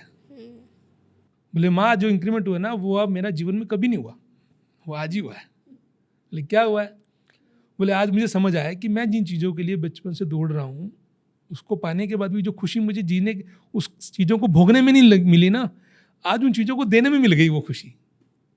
तो मुझे लगा वास्तविकता में जो जीवन की जो सिद्धि है या जीवन की जो सार्थकता है, वो केवल अपने आप को पोषित करने में नहीं है। वो जैसा मैं जी रहा हूँ वैसा दूसरे को भी मैं दू सकूँ, उसके लिए है। तो कमाना बहुत आसान है, अपने कमाने के अंश को अपने लिए रखकर जितना हो सके दूसरे के लिए परोपकार में देना, ये जीवन की सार्थकता है। अभी हम असम में थे, एक गांव में एक छोटी सी बच्ची ने प्रश्न कर लिया, बाहर निकलते निकलते गेट पे, बाबा जी एक प्रश्न करूं? अब उसकी हिंदी बड़ी टूटी फूटी है क्योंकि वो असमिया है, हमारी असमिया बड़ी टूटी फूटी है क्योंकि हम हिंदी भाषी हैं। तो उसने पूछ लिया, बोले मेरे को सफल होना है, मैं हो जाऊंगी क्या? उसको लगा बाबा जी जाते जाते आशीर्वाद देंगे और मैं सफल हो जाऊंगी। तो मैंने कहा, बेटा कि ये जो सफलता मतलब क्या है? अभी तू दूसरी क्लास में है, 2nd क्लास में है, 3rd में आई है, तो तू सफल होना किसको मान रही है? तू 10th में आ जाएगी तो सफल हो जाएगी? नहीं, मैंने डॉक्टर बनना है। मैं कहा चल तो डॉक्टर बन के तो सफल हो जाएगी। फिर वो चुप हो गई। फिर मैंने उसको छोटा सा एक उसकी उम्र के हिसाब से एक छोटी सी बात कही, बेटा सफलता तो एक सीढ़ी का स्टेप्स है। जैसे सीढ़ी पे ऊपर चढ़ना है छत पे, तो सीढ़ी के स्टेप्स पे ना, सफलता के स्टेप्स तो हर बार बदलते जाएंगे। आप एक सीढ़ी चढ़ेंगे, अगली सीढ़ी के लिए आपको प्रयास करना है, अगली सीढ़ी। जो छत पे चढ़ना है ना, ये सार्थकता है। सार्थक कब होंगे, मीनिंगफुलनेस कब आएगी हमारे जीवन की, जब हम सफलताओं को पार करते करते सफलताओं को छोड़ते जाएंगे पीछे। सफलताओं की उपलब्धियों को गुणगान करने से कि मैंने 2 सीढ़ी चढ़ ली हैं, मैंने 4 चढ़ ली हैं, छत का आनंद नहीं आएगा आपको। छत का आनंद कब आएगा, जब सीढ़ियां खत्म हो जाएंगी, सफलता का कोई टास्क ही नहीं होगा। अब मैं आ गया हूं, अब क्या है, अब जीवन का मूल आनंद शुरू होगा। जब टास्क नहीं है, केवल जीना है। एक बहुत बड़े संत हैं रमण महर्षि, वो मैं कौन हूं पे पूरा व्याख्यान करते हैं। एक निसर्ग दत्त संत हैं बहुत बड़े, वो मैं हूं पे व्याख्यान करते हैं। तो ऐसे अनेक प्रकार के संतों ने, मनीषियों ने मनुष्य जीवन को इस बिंदु पे लाकर सार्थक किया कि जब हमारा अभिमान शून्य हो जाएगा तो मैं हूं। सफलताओं को पीछे छोड़ते जाना है। क्योंकि सफलता तो हर क्षण आपको एक नया वो दे रही है, टास्क। ठीक है, टास्क ओरिएंटेड लोगों के लिए सफलता के लिए टास्क बनाना जरूरी है, लेकिन सफलता ही जीवन है ऐसा नहीं है। जीवन तो मीनिंगफुलनेस में है, सार्थकता में है। जब तक ये हम दोनों चीज़ अलग अलग नहीं समझेंगे, तब तक हमारे लिए हमेशा बेचैनी रहेगी। और सार्थकता बांटने और देने में है। वह महसूस करके देखिए कि आपको कब ज़्यादा हृदय को आनंदित होता है। आप मांग रहे होते हैं, पा रहे होते हैं, वो खुशी कितनी देर तक होती है, और आपने दिया होता है और वो खुशी कितनी देर तक होती है। महाराज श्री, अगर किसी इंसान को जो हमें सुन रहा है, उसे अपनी सेल्फ इंट्रोस्पेक्शन की, अनुसंधान की जर्नी शुरू करनी है, तो उसका क्या प्रोसेस है? अगर आप मुझे स्टेप बाय स्टेप बताओ। मैंने बीच में बताया था एक बार कि ये तलब है बेसिकली। ये किसको किस कारण से कब लगेगी, इससे उसके स्टेप्स भी बनेंगे वैसे तो। क्योंकि स्पिरिचुअलिटी मीन्स इंडिविजुअलिटी। हर व्यक्ति के अंदर, उसके अंदर का अध्यात्म बनाने की और बढ़ाने की एक अपनी गति है, क्षमता है। जनरलाइज कोई मेथड देने के बाद सब एक ही तरह से परफॉर्म करेंगे, ऐसा नहीं होता। तो आध्यात्मिकता हमेशा निजी है और निजी ही रहेगी, ऐसा मानते हुए स्टेप भी निजी ही बनेंगे। फिर भी एक कोर मेथड के लिए एक मोटा मोटा अगर समझना हो तो सबसे पहला, अगर ये ज़रूरत हुई है जानने की, तो मानना चाहिए कि मेरे को इसके लिए समय और संवाद बनाना है। मतलब समय देना, चाहे अकेले दें, किसी के साथ दें, इस विषय को लेकर, अपने आप को जानने को लेकर। दूसरा, किसी से डायलॉग करना है, क्योंकि मैं क्या जानता हूँ, क्या जानती हूँ, उतना ही पर्याप्त है ऐसा जरूरी नहीं है। बिना डायलॉग बनाए आप उसमें से रास्ता जल्दी नहीं खोज पाएंगे। पूछने से ज़्यादा जल्दी रास्ते मिल जाते हैं। फिर जो मेन जो उसका करने का प्रकार होगा, उसमें 3 बड़े बड़े एक चरण हैं जो हमें समझ में आए हैं। उसमें से एक चरण है कृत्य बोध। कृत्य मीन्स जो भी हम काम कर रहे हैं। ठीक है। हम एक स्कूल में गए थे, तो वहाँ अमूमन हमने भी सबने बचपन में एक शब्द सुना है, टाइम टेबल। इंग्लिश में, हिंदी में टाइम समय शब्द सुना है दिनचर्या। लेकिन हमने क्या मान लिया है कि दिनचर्या, टाइम टेबल ये सब एक ही हैं। लेकिन हमें ऐसा लगा कि एक ही नहीं है। दिनचर्या मतलब दैनिक आचरण। वो दैनिक आचरण में समय सारणी किसी एक सामूहिक जीवन का हिस्सा होगी। जब हम किसी कॉमन एजेंडे में, खाना खाना है घर में, तो सबने इकट्ठा खाना है, तो समय पे आना है। स्कूल जाना है, कॉलेज जाना है, बिजनेस में जाना है, ऑफिस में जाना है, तो एक टाइम टेबल होगा, क्योंकि हम समूह का हिस्सा है। लेकिन वो समूह का हिस्सा हमारे पूरे दिन में एक पार्ट है। माने समय सारणी दिनचर्या का एक हिस्सा हो सकती है। दिनचर्या मतलब दिन भर का आचरण। वो दिन भर में केवल 12 घंटे सुबह वाले नहीं, पूरे 24 घंटे का आचरण। हम सोते कैसे हैं, हम जगते कैसे हैं, हम खाते क्या हैं, हम नहाते कैसे हैं, चलते कैसे हैं, सोचते क्या हैं, विचारों में क्या ले रहे हैं, खाने में क्या ले रहे हैं, ये सब दिनचर्या है।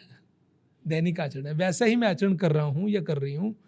जब हम कृत्य को मतलब आचरण को अपने द्वारा होता हुआ देखते हैं, मैं जो भी कर रहा हूँ, बोल रहा हूँ, खा रहा हूँ, खा रही हूँ, हम इसको देखना शुरू करते देखेंगे तो पता चलेगा कि मैं कितनी चीज़ें बिना कारण से कर रहा हूँ। मैं ऐसी जगह बोल रहा हूँ जहाँ पे बिना बोले भी काम चल सकता था। मैं वहाँ समय लगा रहा हूँ जहाँ समय नहीं भी लगाता तो कोई नुकसान नहीं था, लेकिन हम कर रहे हैं। बाद में कहते हैं समय नहीं मिला या समझ नहीं आया। जिस चीज़ को देना था समय ज़्यादा समझने के लिए, वहाँ समय नहीं दिया। जहाँ कोई वर्थ नहीं थी समय की, वहाँ हम समय लगा रहे हैं। तो पहला काम है, अपने ही कृत्य को समझिए। 24 घंटे में मैं वो जीवन जी रहा हूँ, तो उस जीवन में क्या क्या चीज़ें मुझे वास्तविकता में वर्थफुली लग रही हैं, उपयोगी लग रही हैं, नहीं तो क्यों कर रहा हूँ। एक समय था, हम बचपन में थे, छोटे थे, घर वाले जो कह रहे थे वो कर रहे थे। थोड़े बड़े हुए, स्कूल में आना शुरू किया, कॉलेज आना शुरू किया, समझ आने लगा कि वो सब कामों के अलावा भी और काम बहुत हैं। जो घर वाले बताते हैं उससे भी 1000 तरह के काम और भी हो सकते हैं। जब अपना काम शुरू करते हैं तो और इनोवेशन क्रिएट होती है। अब इतने बड़े हो गए हैं तो इनोवेशन क्यों नहीं कर रहे अपने ऊपर? अभी भी वो ढर्रा चल रहा है जो आदतन हमें पड़ गया था स्कूल जाते हुए, कॉलेज जाते हुए, उस समय के दौर में जब हम युवक थे, युवती थे। अब तो दौर भी पूरा हो गया, या वो दौर चल भी रहा है तो हम एक स्टेप से ऊपर तो आ गए ना। हम उस स्टेप को तो स्विच करें तो ध्यान आएगा कि हमारे कृत्यों में आज के लिए क्या जरूरत है, मैं उसके लिए कितना समय और संवाद का यूज कर रहा हूँ। तो पहला काम है कृत्य बोध, अपने अपने काम को महसूस करना, समझना, जानना। अगर ये ठीक से हो रहा है तो दूसरा है स्वबोध। ये तो बाहरी कृत्य हैं, इसके अंदर भी तो एक शरीर है ना। जो यहाँ बैठा है इसके अंदर भी एक शरीर है जो सोच रहा है, आपको दिख नहीं रहा है। आपको दिख रहा है कोई व्यक्ति बैठा है, अंदर बैठा हुआ व्यक्ति क्या सोच रहा है, क्या देख के क्या महसूस कर रहा है, दूसरा जज नहीं कर सकता। तो वो जो सूक्ष्म शरीर है ना, मन, बुद्धि, हृदय, भावनाएं, इमोशनल माइंड, ये भी अपने आप को लगातार सजगता से देखना पड़ेगा। तब स्वबोध होगा कि ये जो अंदर का स्व है, जिसको मैं स्व कहता हूँ, अपने आप को मैं कहता हूँ, जो ये जो मैं है ये कितना गाढ़ा है, कहाँ कहाँ पे ये ठीक है और कहाँ ये नहीं ठीक है, कहाँ इसकी जो अच्छी चीज़ें हैं वो लोगों के लिए भी हितकर है, मेरे लिए भी, कहाँ ये अहंकार ही बढ़ा रहा है। तो पहली बारी में बाहरी दिनचर्या को, बाहरी जीवन को समझना, देखना, मेरी ड्रेस सेंस क्या है, मेरा खाना पीना क्या है, मैं कितना लोगों के साथ जब रहता हूँ तो कैसा होता हूँ, अकेले रहता हूँ तो कैसा होता हूँ, ऐसा सब। दूसरा स्वबोध, सूक्ष्म शरीर के अंदर के जो भाव हैं, मन, बुद्धि, हृदय के, उसको समझना। और तीसरा चरण है जीवन में अगर कुछ बदल करना है तो उस बदले हुए स्वभाव के द्वारा कुछ सत्कर्म करना, जिसको हम अमूमन कहते हैं परोपकार करना, परमार्थ करना। जब तक मैं अपने जीवन को बदल रहा हूँ, यह मैं समाज में, परिवार में, लोगों में, दोस्तों में जीवन जी के नहीं देखूंगा, तब तक समझ नहीं आएगा कि मैं बदल गया हूँ। मेरा स्वभाव बताएगा, और वो स्वभाव कौन सा होगा? जब मैं अपने से बाहर लोगों के साथ होऊंगा, तभी तो मेरा स्वभाव प्रति रिएक्ट करेगा ना। अपने आप में तो हम अपने सब अच्छे ही हैं, दूसरे के साथ जीवन जीते हुए समझ आते हैं कि कहाँ अभी और चूक हो रही है, कहाँ और अच्छा हो सकता है, किस माहौल में और अच्छा कैसे करना है। तो वो जो परमार्थ बोध है, दूसरे के लिए जीवन सर्व करना है, दूसरे के लिए कुछ ना कुछ कंट्रीब्यूशन करना है, ये जो हमारी भावना को शुद्ध करता है, इससे हमारे करैक्टर में बदलाव आता है और हमारा स्वभाव वास्तविकता में आदतन सत्कर्म वाला हो जाता है। फिर हमें नेगेटिविटी पसंद ही नहीं आती है, फिर हम उस ओरे को मैंने जाना पसंद नहीं करते कि वहाँ क्या जाना, क्या टाइम लगेगा, कुछ अच्छा कर लें। लेकिन ये आदतन ये बदल आना एक प्रोसेस है, बुद्धि से नहीं होगा ये कि हमने पढ़ लिया, समझ गए, हो गया, ऐसा नहीं है।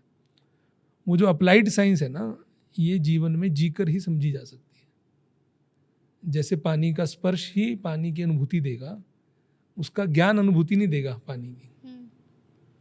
पानी कैसे बनता है, पानी कैसा होता है, समुद्र का पानी ऐसा होता है, सरोवर का ऐसा होता है, ये सब पढ़ने के बाद भी उसकी अनुभूति करनी है तो उसके घाट पर जाना, स्पर्श करना, नहाना, पीना, समझ में आएगा कि क्या होता है। तो ये जो अनुभूति है ये अप्लाइड साइंस है, थ्योरी नहीं है। हाँ, थ्योरी सहायक हो सकती है, बुद्धि को कंडीशनिंग करने के लिए थ्योरी सहायक होती है। मन को कंडीशनिंग करने के लिए सुमिरन, जप और अलग तरह की जो ध्यान साधना है वो सब सहायक होती हैं कंडीशनिंग करने के लिए। परमार्थ भी अपने चरित्र को कंडीशनिंग करने के लिए। और कहीं ना कहीं हमारे पूर्व के जो बड़े संत रहे हैं, बड़े महापुरुष रहे हैं, उन्होंने एक बात और कही है, ये जो स्वबोध है ना, स्वयं को जानना है तीनों प्रक्रियाओं के द्वारा, वो स्वबोध ही भगवान को जानना है। अपने आप को जान लिया मतलब भगवान को जान लिया, भगवान को जान लिया मतलब अपने आप को जानने के लिए शुरुआत हो गई, या आप पात्र बन गए हैं। इसलिए किसी ने भक्ति मार्ग से जाना है तो उसको भगवान को जानते जानते स्वयं को जानना है। किसी ने ज्ञान मार्ग से जाना है तो उसने स्वयं को जानते जानते भगवान को जान लेना। किसी ने कर्म मार्ग से जाना है तो सत्कर्मों के द्वारा, सेवा भाव के द्वारा ही दूसरे के अंदर भगवान देख लेना। तो वास्तविकता में सब मार्ग उसकी तरफ जा रहे हैं, सार्थकता इसी तरफ ही है, पदार्थ से परमात्मा की तरफ, यही सार्थकता है। ये तो आपकी इंटरनल इंट्रोस्पेक्शन थी कि आपको लगा कि आपको ये लाइफ नहीं जीनी है और आपने इतना बड़ा रिस्क भी लिया, और आई एम श्योर पेरेंट्स या फैमिली की कंडीशनिंग के अगेंस्ट भी गए, उनसे भी अनुवाद हुआ होगा और सब कुछ हुआ होगा, और फिर भी आपने अपनी एक अलग राह बनाई।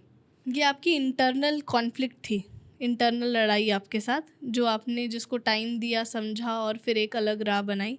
बहुत सारे लोग हैं जो शायद सेम आपके जैसा फील कर रहे होंगे, जिनको एक जीवन पर्टिकुलर वे में जीते वक्त डिस्कनेक्ट फील होता होगा, बट उन्हें समझ नहीं आती है कि कैसे करना है।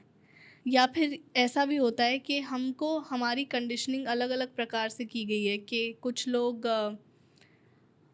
डर की वजह से भगवान को फॉलो करते हैं, कुछ लोग अलग अलग वजहों से भगवान को फॉलो करते हैं।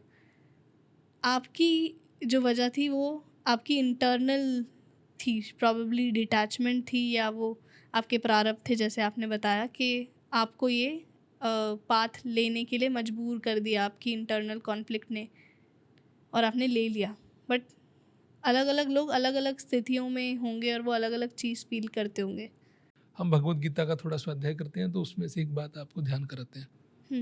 तो उसमें एक ऐसा भाव है कि ईश्वर भक्ति के 4 अलग अलग कारण हैं। ये 4 प्रकार के लोग भगवान की भक्ति करते हैं। ठीक है। तो सबसे जो प्राथमिक भक्ति करने वाले लोग हैं, तो वो किस लिए करते हैं? कामनाओं के लिए करते हैं। उनकी इच्छा पूर्ति हो जाए, उनकी कामना पूर्ति हो जाए, वो इसलिए भगवान को हमेशा बार बार याद करते हैं, नमन करते हैं, प्रार्थना करते हैं। बच्चे को पास करा दे भगवान तो मैं प्रसाद चढ़ाऊंगी।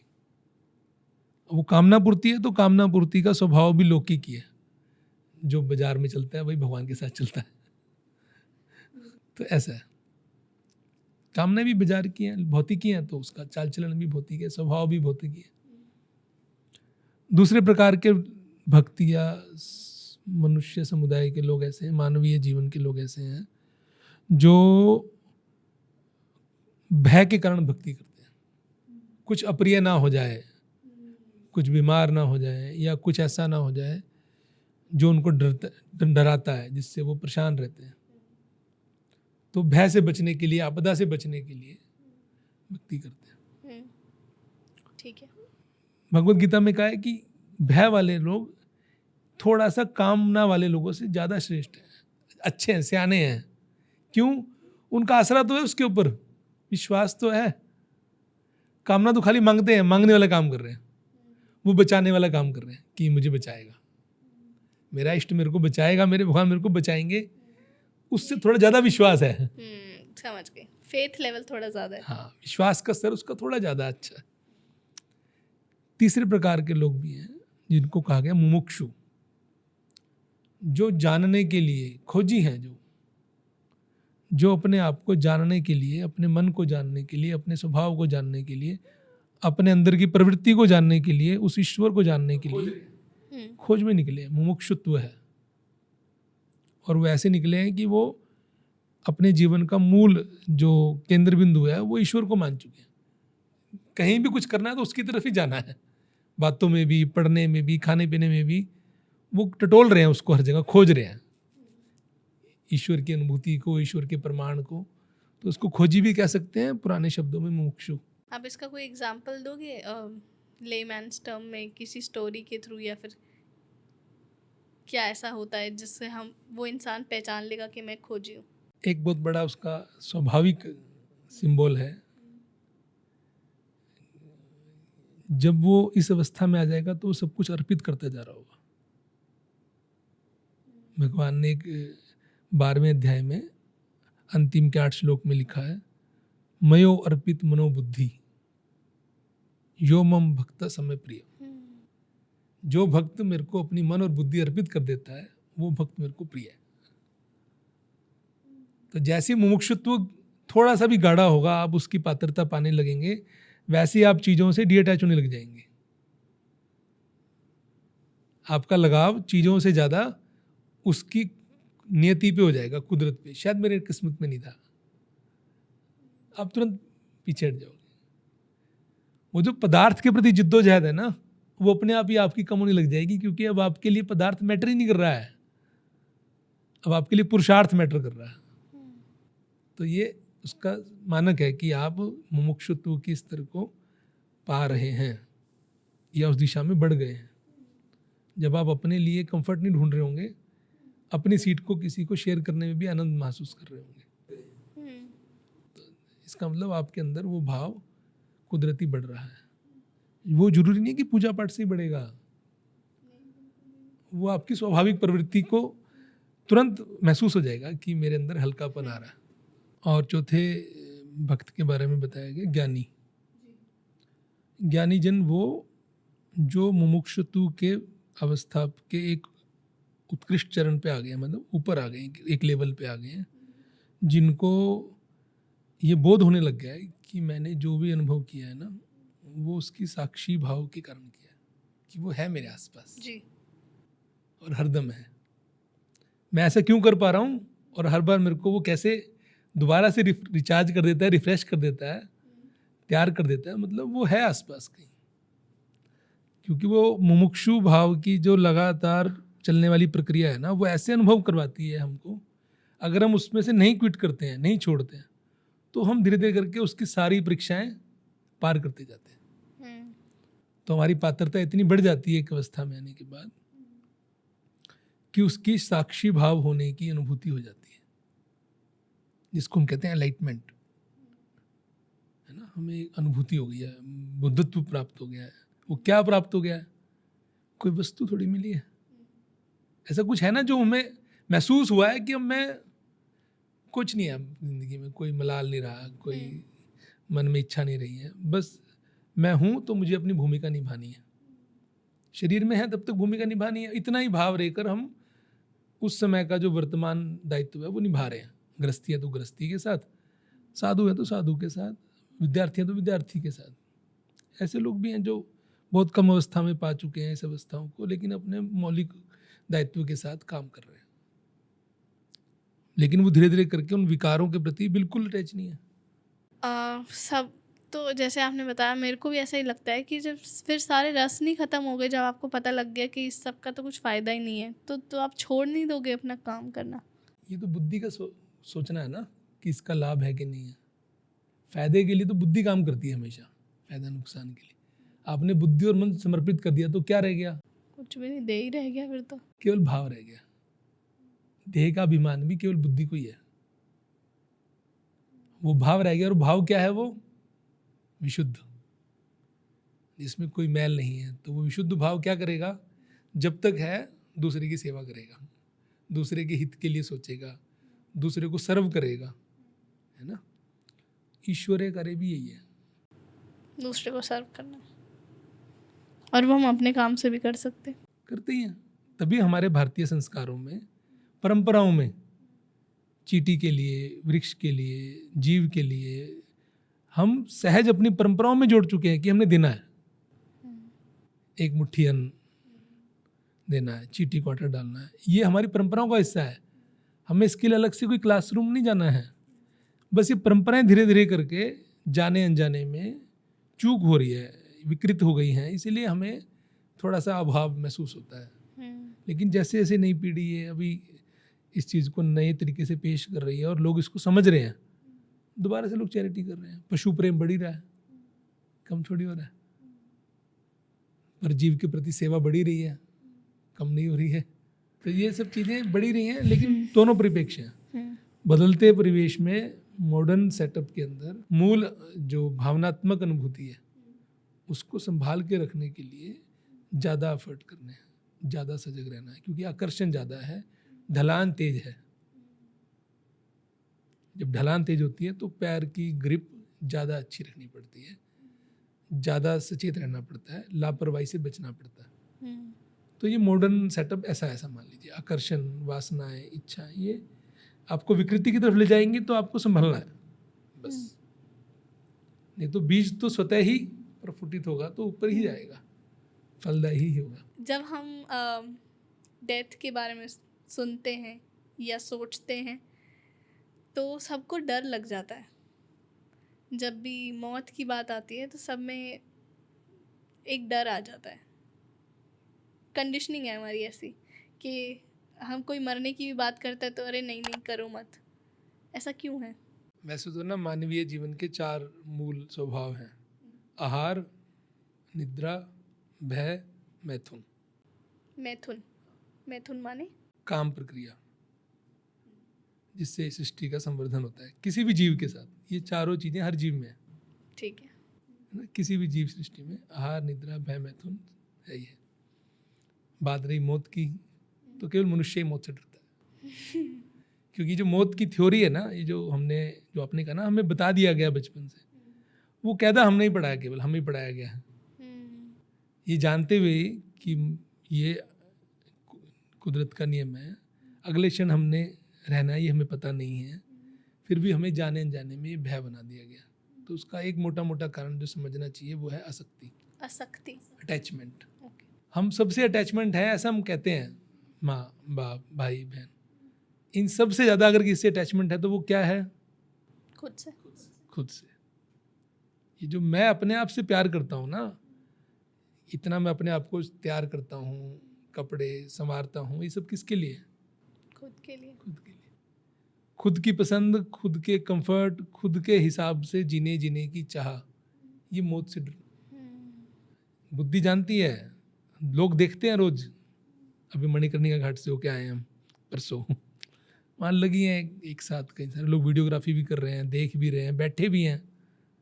सब जानते हैं कि सबको एक दिन यहाँ जाना है, अंतिम घर है ना, महाशमशान है वो।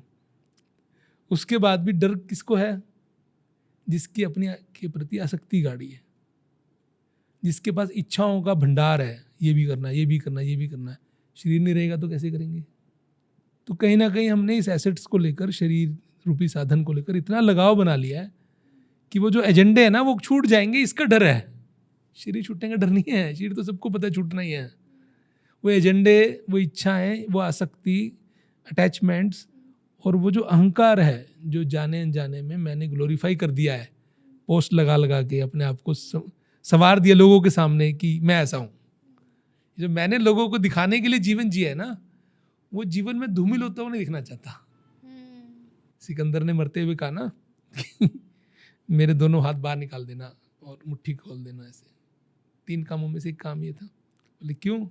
तो लोगों को लगे पता कि मैं खाली हाथ आया था, खाली हाथ ही चला। तो मोरल जो है ना, नैतिकता के जो उदाहरण है, वैल्यूज़ के लिए बहुत है हमारे पास, हमने पढ़े भी हैं, कहीं ना कहीं सुने होंगे स्कूल में, कॉलेज में, आजकल सोशल मीडिया पे, सत्संग में। लेकिन वो जीवन में अप्लाई करने के लिए मैं तैयार नहीं हूँ, अपने आप को प्रस्तुत ही नहीं करता हूँ। जिस दिन मैं प्रस्तुत कर देता हूँ उस दिन मुझे इन सब चीज़ों से डर भी खत्म हो जाता है, कहीं ना कहीं कम होना शुरू होता है डर, और मैं सब तरह की चीज़ों से विमुक्त होता जाता हूँ। इसी को हमारे यहाँ एक अवस्था में गृहस्थी या साधु किसी के लिए भी निवृत्ति मार्ग कहा गया। आप निवृत्त होते जाएंगे चीज़ों से, तो सब चीज़ें अपने आप ही आपको डीअटैच होती है। हाँ आपके जो जीवन जीने का रस है वो बदलती जाएगी। अब उसके लिए जीवन नहीं जीना है जो भारी है, उसके लिए जीवन जीना है जो नित्य है, सदा रहेगा, सदा रहा है, सदा है ही, उसके लिए जीवन जिएंगे तो फिर इसके लिए कोई डर ही नहीं है। कल होती है आज हो जाए, भूमिका तो मैं निभाई रहा हूँ अच्छे से, जितनी उसने लेनी है मेरे से रोल ले ले। कि मुझे याद है मेरे सर्जरी से एक दिन पहले मैं भाई के साथ एक लंबी वॉक के लिए निकली। मेरे हाथ में क्रैचर था, मेरे से ज़्यादा चला नहीं जा रहा था और नी पैड मैंने पहना हुआ था, ये सोच के कि अभी तो सर्जरी हो जाएगी और बेड रिडन हो जाऊंगी मैं थोड़े दिन के लिए, तो भाई आज वॉक पे चलते हैं। सुबह सुबह हम 5 बजे के करीब वॉक पे गए। भाई ने कहा तू ये मत देख कि तुझे उससे क्या फ़ायदा होगा, क्या अपॉर्चुनिटीज़ क्रिएट होंगी, इसका एल्गोरिदम क्या है, इसका बिजनेस एंगल क्या है। तो सबसे पहले देख कि तू ऐसा क्या बात करना चाहती है जिससे दूसरों का भला होगा। तो मैंने बोला कि मैंने ना बहुत सारे टॉपिक्स लिखे हुए हैं जिनके बारे में मुझे बात करनी है, जो ज़्यादा बात नहीं की जाती, जिसकी कंडीशनिंग रॉन्ग हुई है और मुझे अब बड़े होकर समझ आई है कि ये कंडीशनिंग गलत हुई है, काश मुझे कोई बचपन में बताने वाला होता। यहाँ से उस बात की शुरुआत हुई। कहता तू फिर वही कर, इससे कुछ एक्सपेक्ट मत कर, तू इस प्लेटफॉर्म के थ्रू उन्हीं चीज़ों पे बात कर। और फिर आइडिया आते गए और हमने ये पॉडकास्ट की शुरुआत की कि हम अलग अलग लोगों से भी बात करेंगे, उनका ज्ञान भी जुड़ेगा, उनका एक्सपीरियंस भी जुड़ेगा। और मैं एवरी थर्सडे आप जैसे सज्जन लोगों से बात करूँगी और एवरी सैटरडे मैं सोलो पॉडकास्ट करूँगी जहाँ पे मेरे को वो टॉपिक जिसके बारे में मुझे बात करनी है, चाहे वो कमर्शियली लिए जाते हैं नहीं, एक्सेप्टेबल हैं या नहीं, बट उनकी बात ज़रूर होनी चाहिए बाहर, एक चर्चा ज़रूर होनी चाहिए, एक थॉट ज़रूर बाहर निकलना चाहिए। तो मैंने अपनी वीडियोस के थ्रू सुंदरता की बात करनी शुरू की, या फिर सक्सेस की बात करनी शुरू की, या फिर मेरे अंदर क्या क्या चेंजेस आए वो सब बात करनी शुरू की और लोग जुड़े। तो वो जो जुड़ना है वो आया मेरे हिसाब से कि मैं सर्व कर रही हूँ, जो मेरे पास है वाणी और जो मेरे पास स्किल है मैजिक, उसके थ्रू मैं सर्व कर रही हूँ। मगर मुझे उसी वक्त रियलाइज़ हुआ कि अगर वो अच्छा बोल रहे हैं तो मैं अच्छा फ़ील करूँगी, वो बुरा बोल रहे हैं तो मैं बुरा फ़ील करूँगी। जब मुझे पहले दिन ये पता लगा कि ये तो बड़ा ही पीछे हट जाना है यहाँ से, तो ये तो बहुत ही लोचा भरा काम है कि ये क्या हो रहा है, मैं इन्हें कैसे पावर दे दूँ कि ये कुछ भी लिख के चले जाएं और मेरा दिन ख़राब कर दें या मेरा दिन अच्छा कर दें। तो इसका मतलब ये मुझे मेरे बारे में कुछ बुरा लिख रहे हैं, तो या फिर नहीं लिख भी रहे हैं, कुछ नहीं भी बोल रहे हैं, तब भी मुझे बुरा फ़ील नहीं होना चाहिए। इसका मतलब ये भी है कि जो ये अच्छा लिख रहे हैं उससे भी मुझे अच्छा फ़ील नहीं होना चाहिए। तो मैंने 2018 में यूट्यूब वीडियो की शुरुआत की और मैंने प्रैक्टिस करना शुरू किया। अभी मैं वो नहीं है कि मुझे अफेक्ट नहीं होता है, बट मैंने ये प्रैक्टिस करना शुरू किया कि मैं इससे अफेक्ट नहीं होंगी, इसको पावर नहीं देनी है कि ये अच्छा बोल रहे हैं तो अच्छा हो और बुरा बोल रहे हैं तो बुरा हो। और ये मैंने अपनी ज़िंदगी में बहुत छोटे स्तर से एक्सपीरियंस करना शुरू कर दिया था। जब हम स्टेज परफॉर्म करते हैं तो लोग हमारे लिए तालियां बजाते हैं, लोग हमारे पास आके हमें एक्नॉलेज करते हैं, तो you feel your self with a sense of pride. मगर आप जब स्टेज से उतरते हो तो आपको रियलाइज़ होता है कि ये सेंस ऑफ प्राइड आपके लिए नहीं है। ये जब तक आपके हाथ में वो कला है तब तक आपके लिए वो बोल रहे हैं, जिस दिन ये कला चली जाएगी उस दिन सब चला जाएगा। तो वो जब आपके पास आकर आपके लिए चीज़ें बोलते हैं, कृतज्ञता प्रेजेंट करते हैं, थैंकफुलनेस करते हैं, ग्रैटिट्यूड करते हैं, अप्रिशिएट करते हैं, जितना वो लोग ऐसा करते हैं उतना मुझे फ़ील होता है more responsible for my craft, for my कला, फॉर माई पोजिशन, कि अगर अच्छा भगवान ने मुझे यहाँ डाला है तो इसकी कोई वजह रही है कि मुझे भी पात्र बनाया गया है दूसरों को एंटरटेन करने के लिए।